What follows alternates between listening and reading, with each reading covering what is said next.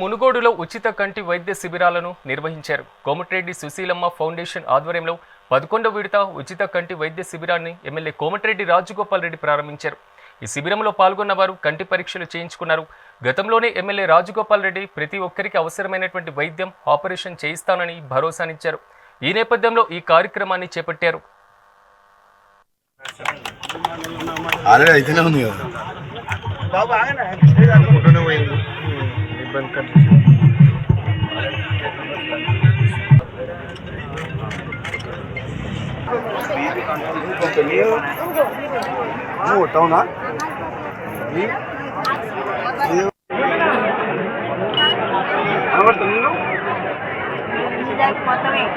ఇప్పుడు చేపిస్తారా?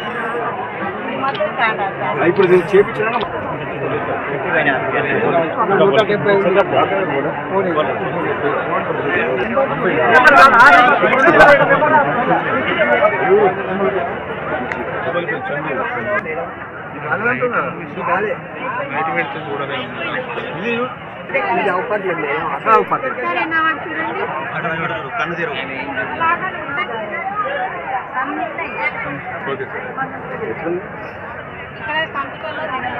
నాకు తెలిసిందా